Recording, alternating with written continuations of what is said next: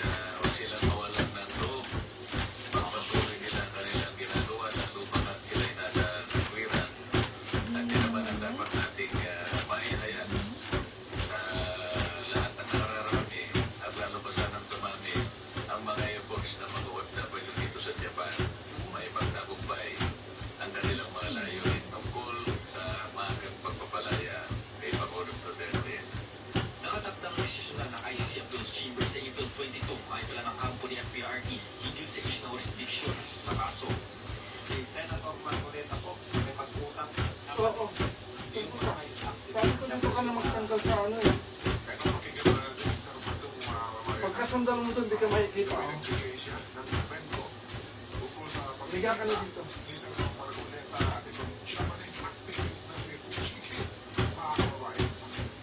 Na may mabuting kalooban ng Kita pa pala. Eh, binangga mo yung ano eh. Hindi mo ginanon eh. Tungkol po sa pagpapalaya kay Tatay Digong. Okay, nakakatuwa po talaga po si Senator Marcoleta. No? Inaalala niyo po na may pag-asa pa si Tatay Digong po. Ang taktika naman na to ay pressure po mula sa United Nations. No? Pressuring ng United Nations ang ICC na talagang igalang yung human rights ni Tatay Digong. Yung tao, nakakabilib to si PGE. Ito po yung nagsalita sa human rights, sa United Nations Human Rights Council na ipinaglaban niya puro. Mabuti pa yung hapon. No? Mabuti pa yung human rights sa Hagyaman. Ipinaglalaban yung human rights ni Tatay Digong. Yung human rights po ng isang 81 anyo na wala na pong kakayahan na siya po ay talagang yung makatakas. Yan po kasi yung mga ang problema ng ICC. Maski po yung mga rules nila kapag pag-re-register yung tinatawag nilang interim release o continuing release. May rules po sila niya, no? Na hindi na makakatakas ang tao, very willing umarap sa lahat ng kung siya po ay pinapatawag kasi po tawagan po yan ng taon yung paglilinis po niya. Kaya edad po ni Tatay Digong, siya na po so far ang pinakamatandang political prisoner. Alam po ninyo yung salita mong political prisoner ay yan po ang unang kauna-unahang ipinaglalaban ng mga human rights sa buong mundo. Maliban po sa human rights truth dito na nakabase sa Pilipinas. Kasi kung ang human rights na nakabase po dito ay mga anti-domestic. No? Kaya po hindi po natin sila maasahan na natumubo sa lumato. Di ba mga kababayan? Yung human rights dito sa Pilipinas ay, di ba? Pero po kay tata nila yung mga ani. Diba? Yung mga innocent na biktima mga kababayan, asan sila? Mag-exit kaya mo, exit Ano na. ba sila? Sa labas, nagrarally ba? Napanagutin ng may sala. Wala, kaya. Pero, kung kagaya ni Ian, yung naano mga kababayan ay panigurado, dalawang isang tuwa yan.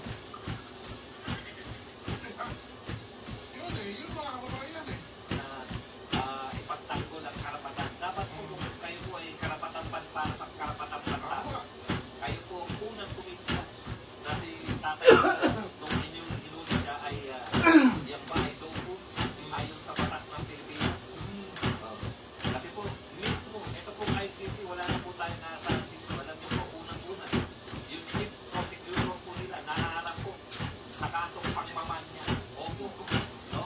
Talagang grabe po yung kaso nito, sexual harassment. Ito po si Karingan.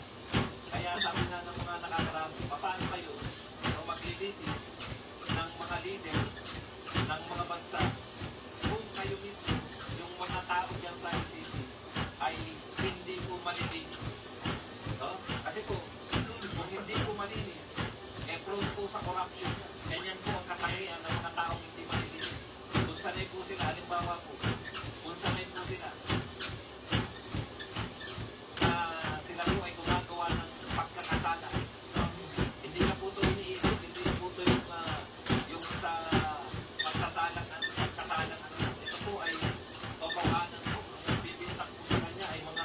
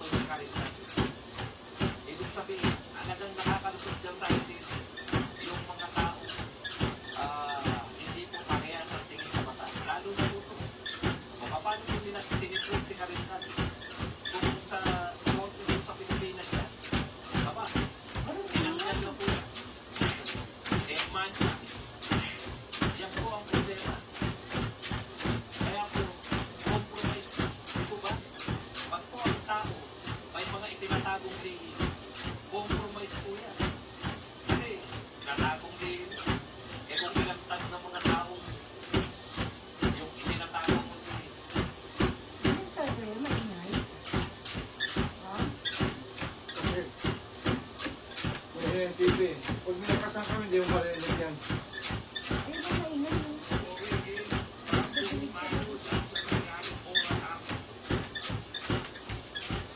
Yung lagi naman sa kabila, pero hindi mo.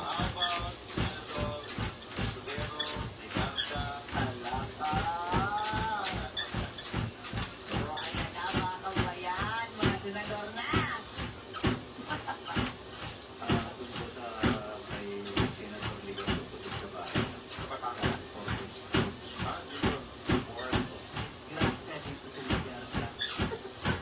Kasama po mismo si Kung Santiago, sir. Senator siya. Kaya pala mga No, Congresswoman pa.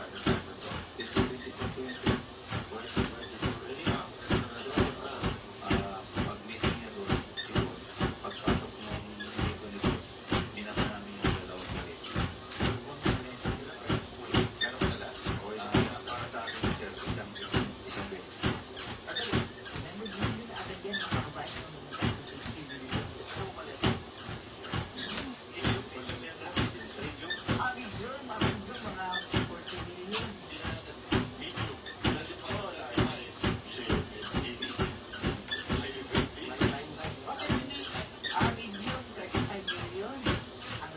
masyadong mayan. Hindi masyadong Mag-exit ka ma. Halot calorie lang yung ano ito eh. Doon po kay Senator Escudero. Kasama din po namin si Boss Ating. Presidente po yung 2024. Sa bahay sa New Manila. Apat na Manila. Mga nangyayari. Diba, nag-uusapan natin yung ginawa nila sa NBI. Kasi itong paulit-ulit na tinatanong kung saan na hindi nila pwede na baka naman katulad niya nung kay kasi nilala, tapos pinakot yung pamilya. Naintindihan natin na ako, naintindihan ko yung nangyari kay Gudel sa pakahirin na rin naman. Sabi nga nila bakit na lahat, gawin na sa'yo lahat, pero pag pamilya mo na, susunod na yung susunod. Diba? Alam natin yan. Pero kayo ba? Kasi yung tanong sa amin, siyempre, di ba namin masagot? Kayo po ba, hanggang kailan kayo at sigurado ba kayo hanggang dulo, itutuloy nyo na?